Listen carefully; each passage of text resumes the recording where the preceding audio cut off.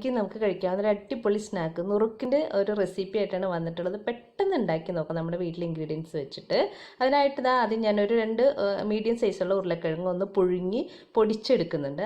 അതിനകത്തേക്ക് ഞാൻ 2 വലിയ ടേബിൾ സ്പൂൺ അരിപ്പൊടി ചേർക്കുന്നുണ്ട്. സാധാരണ നമ്മൾ അപ്പത്തിനൊക്കെ എടുക്കുന്ന അരിപ്പൊടി, സാധാരണ കടയിൽ നിന്ന് മേടിക്കുന്ന അരിപ്പൊടിയാണ്. പിന്നെ അതിന് ശേഷം ഞാൻ 1 സ്പൂൺ കടലമാവ് കൂടി ചേർക്കുന്നുണ്ട്. അപ്പോൾ ഇത് അരിപ്പൊടി 2 വലിയ ടേബിൾ സ്പൂൺ ആയതുകൊണ്ട് ഒരു 1/4 ഗ്രാം ഉണ്ടാവും കേട്ടോ. അപ്പോൾ ഇത് രണ്ടും കൂടി ചേർത്ത് 2:1 എന്ന നിലയിൽ വേണം നമ്മൾ അരിപ്പൊടിയും കടലമാവിൻ്റെ പൊടിയും ചേർക്കാനായിട്ട്. ഇനി ഇതിനകത്തേക്ക് നമുക്ക് ഒരു 1/4 ടേബിൾ സ്പൂൺ മുളക് പൊടി ചേർക്കുന്നുണ്ട്.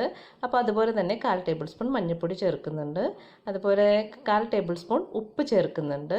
പിന്നെ നമുക്ക് ആവശ്യമായിട്ടുള്ള ഇൻഗ്രീഡിയൻസ് എന്ന് പറയുന്നത് നമ്മുടെ ഒരു ടേബിൾ സ്പൂൺ, 1/2 ടേബിൾ സ്പൂൺ ജീരകം, നല്ല ജീരകമാണ്, പൊടിക്കാതെ നല്ല ജീരകം ചേർക്കുന്നുണ്ട്.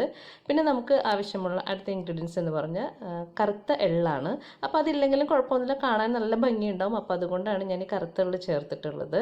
പിന്നെ നിങ്ങൾക്ക് ആവശ്യമുള്ളത് ഒരു ഇത്തിരി കായപ്പൊടിയാണ്. കായപ്പൊടി ഇട്ടാൽ ഒരു എല്ലാം നല്ല ഒരു ടേസ്റ്റ് ഉണ്ടാകും, അതിന് വേണ്ടിയിട്ട് മാത്രം. പിന്നെ നമ്മളിത് സാധാരണ പച്ചവെള്ളം ചേർത്ത് നന്നായിട്ട് കുഴച്ചെടുക്കാം, സാധാരണ ചപ്പാത്തിക്കൊക്കെ കുഴക്കുന്ന പോലെ. പിന്നെ നമ്മൾ മുളക് പൊടി മഞ്ഞൾപ്പൊടി അളവൊക്കെ വ്യത്യാസം വരും എടുക്കുന്ന ഇൻഗ്രീഡിയൻസ് അനുസരിച്ചിട്ട്. അതിനുശേഷം നമുക്കൊരു അല്പം വെളിച്ചെണ്ണയും കൂടി ചേർത്ത് നമുക്കിതൊന്ന് റെസ്റ്റ് ചെയ്യാൻ വേണ്ടി വെക്കാം. ഒരു 5 മിനിറ്റ് റെസ്റ്റ് ചെയ്യാൻ വെച്ചാൽ എല്ലാം കൂടെ ഒന്ന് മിക്സ് ചെയ്ത് നല്ലൊരു ടേസ്റ്റ് ഉണ്ടാവും. റെസ്റ്റ് ചെയ്യാൻ വെച്ചില്ലെങ്കിലും ഒരു കുഴപ്പമില്ല, പെട്ടെന്ന് നമുക്ക് ഉണ്ടാക്കാവുന്നതാണ്.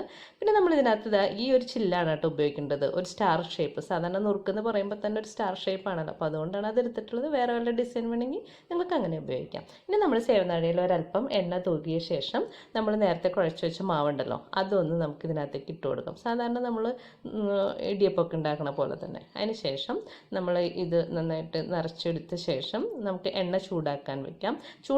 എണ്ണ നന്നായി ചൂടായ ശേഷമാണ് കേട്ടോ നമ്മളിത് ഇടാൻ പാടുള്ളൂ. ഒറ്റയടിക്ക് വേണമെങ്കിൽ ഇത് ഇടിയപ്പം പോലെ കറക്കിയെടുക്കാം, എന്നിട്ട് പൊടിച്ചെടുത്താൽ മതി ലാസ്റ്റ്. ഇല്ലാന്നുണ്ടെങ്കിൽ ചെറിയ ചെറിയ പീസായിട്ട് നമുക്കിങ്ങനെ ഇട്ട് കൊടുക്കാം.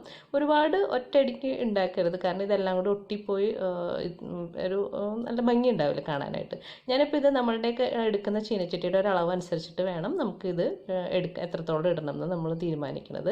പിന്നെ നല്ല ഹൈ ഫ്ലെയിമിൽ വേണം കേട്ടോ ഇത് ചൂടാക്കാനായിട്ട്.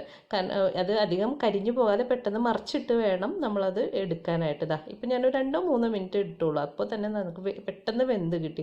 അരിപ്പൊടി ആണെങ്കിൽ നമ്മൾ വറുത്തതാണല്ലോ, അപ്പോൾ അധികം വേവില്ല ഇതിന്, പെട്ടെന്ന് ഉണ്ടാക്കിയെടുക്കാം. കാണുമ്പോൾ തന്നെ അറിയാം നല്ല ക്രിസ്പി ആയിട്ടുള്ള നമ്മുടെ നുറുക്കാണ്. നമ്മൾ കടയിൽ നിന്നൊക്കെ കിട്ടുന്ന അതേ കളറും അതേ ടേസ്റ്റുമാണ്.